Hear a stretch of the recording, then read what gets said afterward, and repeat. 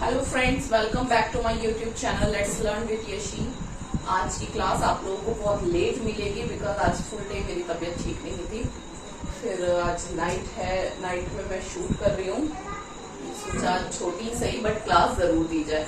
आज की क्लास छोटी होगी लेकिन जितने भी वर्ड्स और इडियम एंड फ्रेजेस मतलब मैंने जो कुछ भी लिया है आज वो कंटिन्यूअसली एग्जाम में रेपिटेडली वो आए हुए हैं। तो आज की क्लास छोटी होगी बट इम्पॉर्टेंट होगी। आप लोग सोच रहे होंगे ये बीच में मैंने लाइन ड्रॉ क्यों की गई है, बिकॉज आज नाइट में शूट कर रही हूँ तो लाइट का रिफ्लेक्शन पड़ रहा है, तो देखिए कैमरे में कहाँ लाइट पड़ रही है, ऐसे मैंने पार्टीशन किया गया है। ठीक है, so please don't mind this, है ना। चलिए आज की क्लास स्टार्ट करते हैं। इडियम्स है हमारे।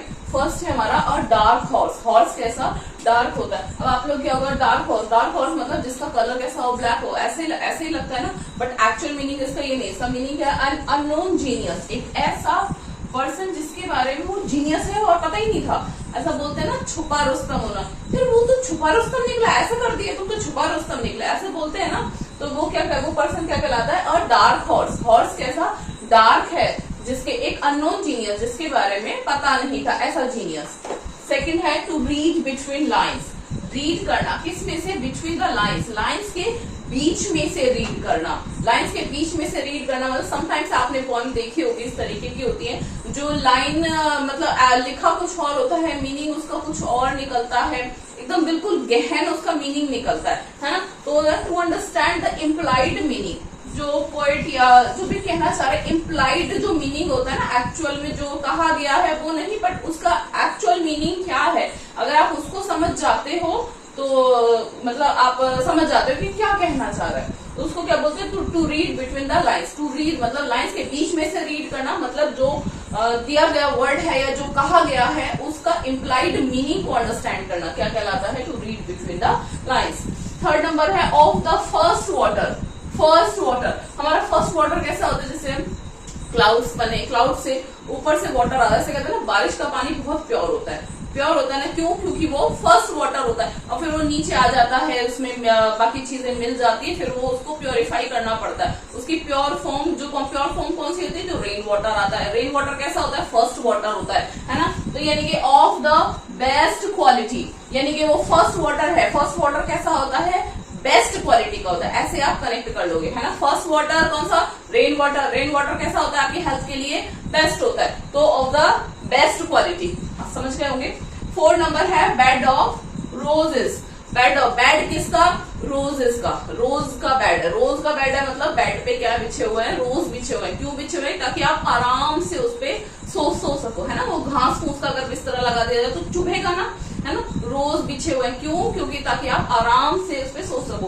प्लीजेंट सिचुएशन ऑफ कंफर्ट, मतलब सिचुएशन कैसी है, एकदम प्लीजेंट है, कोई दुख नहीं है, कोई तकलीफ नहीं है, कैसी सिचुएशन है, प्लीजेंट सिचुएशन ऑफ कंफर्ट। इसी में एक आता है bed of thorns. Bed of thorns मतलब कांटों का बिस्तर। कांटों का बिस्तर है मतलब चुभ रहे हैं, ऐसे थोड़ा सा सोच के देखो, कांटों का बिस्तर है मतलब चुभ रहे हैं, तो रात भर नींद नहीं आ रही, उससे क्या हो रही है, तकलीफ हो रही है, तो वो क्या होगा, मतलब डिस्कम्फर्ट सिचुएशन, है ना।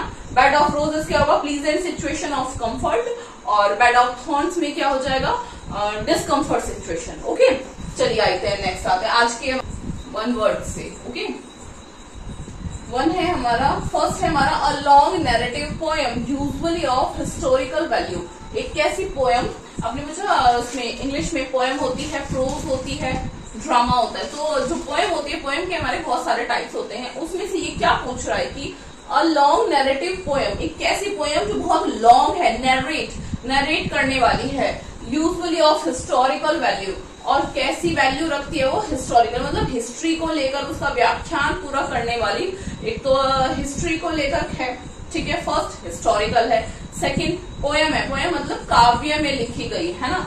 और थर्ड लॉन्ग है, और कैसी है, नैरेटिव है, मतलब पूरा एक विस्तार से वर्णन करने वाली है, तो उसको क्या बोलते हैं, एपिक। क्या बोलते हैं उसको, एपिक। एपिक का एग्जाम्पल आपका रामायण और महाभारत है, ठीक है। रामायण कैसी है, पूरी एक तो काव्य उसमें लिखी गई है, ठीक है, तो कैसी होगी, पोयम हो गई। बहुत लॉन्ग है तो लॉन्ग होगी, और पूरा एक विस्तार से वो वर्णन करती है, नैरेट करती है एक स्टोरी को, तो वो कैसी होगी, नैरेटिव हो गई। तो ये मैंने आपको एग्जाम्पल दिया है। A long narrative poem usually of historical value. एक ऐसी पोएम जो लॉन्ग हो नैरेटिव और हिस्टोरिकल वैल्यू रखती है उसको क्या कहते हैं? एपिक कहते हैं। सेकंड नंबर है अ मॉर्नफुल पोएम और अ सॉन्ग। एक पोएम ऐसी, यहाँ कैसी हमने पोएम पढ़ी? लॉन्ग नैरेटिव और हिस्टोरिकल वैल्यू वाली। यहाँ पे हम पूछ रहे हैं एक पोएम कैसी जो मॉर्नफुल मतलब दुख भरी हो, दुख को बताने वाली हो, सैड हो, जिसकी थीम कैसी हो? सैड हो, उसको क्या बोलते हैं? एलेजी। क्या बोलते हैं उसको? एलेजी। क्या बोलते हैं उसको? एलेजी। थर्ड है हमारा गिविंग अप वंस अथॉरिटी और थ्रोन। किसी को गिविंग अप मतलब ऐसे दे देना, अपने से दे देना। किसको? वंस अथॉरिटी, किसी एक को पूरी अथॉरिटी दे देना, या फिर थ्रोन मतलब ताज दे देना। आपने मतलब किसी को पूरी अथॉरिटी दे दी या फिर ताज दे दिया, उसको क्या बोलते हैं? एब्डिकेशन।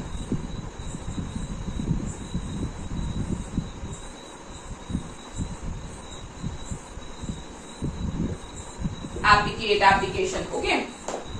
एक लॉन्ग नैरेटिव पोएम जो हिस्टोरिकल वैल्यू रखती है क्या बोलते हैं उसको? एपिक। सेकंड है मॉर्नफुल पोएम या सॉन्ग, उसको क्या बोलते हैं? एलेजी।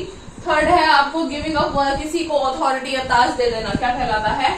एब्डिकेशन। क्या कहलाती है? एलेजी। है ना। आज के 1 वर्ड 3 ही है बट इम्पोर्टेंट है ना, मोस्ट इम्पोर्टेंट। रिपीटेडली एग्जाम्स में आते रहते हैं, सभी एग्जाम्स में। ठीक है, आते हैं एंटोनियम सिनोनियम्स पे।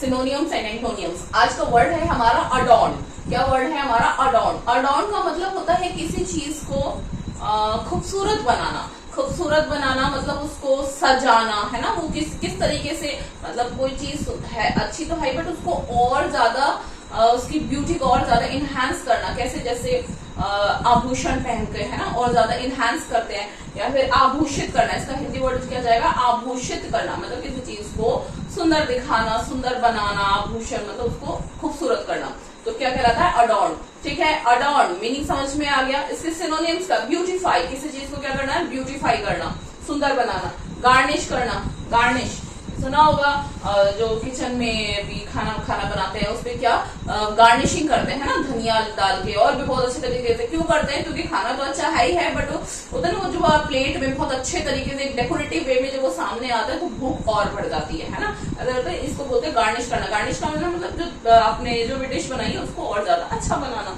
है ना। इम्बैलिश, ये वर्ड्स अलग से भी आता है, मतलब ऐसा भी आता है कि इम्बैलिश का सिनोनियम बताइए, है ना, ऐसे भी आता है। तो इम्बैलिश, इम्बैलिश मतलब वही खूबसूरत बनाना, किसी चीज को सजाना, उसकी ब्यूटी को इनहैंस करना। समझ गए? इम्बैलिश। फिर है आपका लास्ट डेकोरेट। ये 3 वर्ड्स तो बहुत इजी हैं, ब्यूटीफाई आप आराम से समझ जाएंगे, गार्निश एंड डेकोरेट। ठीक है, ये वर्ड आपको लर्न करना है। क्या? इम्बैलिश। इम्बैलिश मतलब किसी चीज को सुंदर बनाना, और अडॉर्न, अडॉर्न मतलब भी तो सुंदर बनाना। आते हैं इसके एंटोनियम पे। एंटोनियम क्या? डीफेस, मतलब फेस कैसा उसको डी कर देना, डी मतलब खराब कर देना, डीफेस। डिफॉर्म मतलब जो फॉर्म है उसको खराब कर देना। खराब कर रहे हो तो सुंदर नहीं कर रहे हो, डिफॉर्म। डिसफिगर, फिगर को खराब कर दिया। मार, ठीक है, ये लर्न कर लेना, एक अलग सही है ये। मार। और स्पॉइल, स्पॉइल भी आपको पता है, किसी चीज को खराब कर देना, ये एंटोनियम हो गए। ठीक है, ब्यूटीफाई, गार्निश, एम्बैलिश, डेकोरेट, अडॉर्न के क्या है? सिनोनियम है। और antonym deface, deform, disfigure, spoil, ये 3-4 तो आराम से लर्न होते हैं। मार, ये आप लर्न कर लीजिएगा। ठीक है, आज एक वर्ड और ले लेते हैं क्लास में ना। ओके, सेकंड वर्ड है एग्जैस्परेट। क्या वर्ड है? एग्जैस्परेट। पहले हम पता करें एग्जैस्परेट का मतलब क्या होता है। एग्जैस्परेट, एग्जैस्परेट का मतलब है किसी को नाराज कर देना। Okay, to make somebody angry, किसी को गुस्सा दिला देना। ऐसा बोलते हैं वो मुझे गुस्सा, वो हरकतें ही ऐसा करता है कि मुझे गुस्सा आती है, ऐसा बोलते हैं ना। यानी कि कोई है जो आपको क्या कर रहा है? गुस्सा कर रहा है, इरिटेट कर रहा है, उसको क्या बोलते हैं? एग्जैस्परेट। यानी कि ही और she is exasperating you. Okay, समझ गए? कोई है, ही और शी, कोई भी हो सकता है, ही और she is exasperating you. Okay, क्यों? क्योंकि उसकी हरकतें ही ऐसी है। समझ गए? टू मेक समबडी एंग्री, इसका मीनिंग क्या हुआ? To make somebody angry. सबसे ज्यादा जरूरी है हमको मीनिंग का पता होना। मीनिंग का पता होगा तभी हम ऑप्शंस में से सर्च कर पाएंगे। जैसे इन्फ्यूरिएट, इन्फ्यूरिएट, इसका सिनोनियम क्या हो गया? इन्फ्यूरिएट है। इरिटेट, इरिटेट तो इजी है, कोई आपको इरिटेट कर रहा है मतलब कोई आपको गुस्सा कर रहा है, गुस्सा दिला रहा है, परेशान कर रहा है। ठीक है, लर्न क्या करना है? इन्फ्यूरिएट। ओके, एग्जाम में आया हुआ है ये। एंटोनियम क्या हो गया? प्लीज, प्लीज, प्लीज ये वाला प्लीज नहीं, ये वो वाला प्लीज नहीं है। Please give me your pen, है ना, please give me a glass of water, ये वाला प्लीज नहीं, ये वाला प्लीज का है जो कहता है तारीफ करना। ठीक है, प्लीज करना। अगर आपकी आपकी कोई तारीफ करेगा तो आपको गुस्सा आएगा क्या? गुस्सा तो नहीं आएगा ना, आप खुशी होगे, है ना? तो क्या है, प्लीज, ऐसे ज्यादा खुशी नहीं होना चाहिए अपनी तारीफ पर, बट फिर भी होना चाहिए प्लीज, ठीक है? प्लीज प्लीज करना, यानी कि खुश करना, तो गुस्सा नहीं आएगा। गुस्सा नहीं आएगा तो यू आर नॉट एग्जैस्परेटिंग समवन, है ना? आप एग्जैस्परेट नहीं कर रहे। डिलाइट, डिलाइट भी खुश हो, मतलब खुशी से एक अच्छे से मैटर करता है। अप्रिशिएट, ये चीजें तो इजी है, किसी को अप्रिशिएट करना मतलब और जो करना चाहिए। अगर कोई हार्डवर्क कर रहा है या कोई कर रहा है तो हमको उसको अप्रिशिएट जरूर करना चाहिए, है ना? अप्रिशिएट मतलब किसी की प्रशंसा करना। यदि आप किसी को अप्रिशिएट कर रहे हो तो आप उसको तंग नहीं कर रहे, आप उसको एंग्री नहीं कर रहे हो, तो यानी कि एग्जैस्परेट नहीं कर रहे हो। आज के ये दो वर्ड से, फर्स्ट अडॉर्न, आभूषित करना मतलब किसी चीज को, ब्यूटी को इनहांस करना। सेकंड था आपका एग्जैस्परेट। आज की क्लास छोटी है बट इम्पोर्टेंट है। ओके, चलिए मिलते हैं आपको नेक्स्ट क्लास में।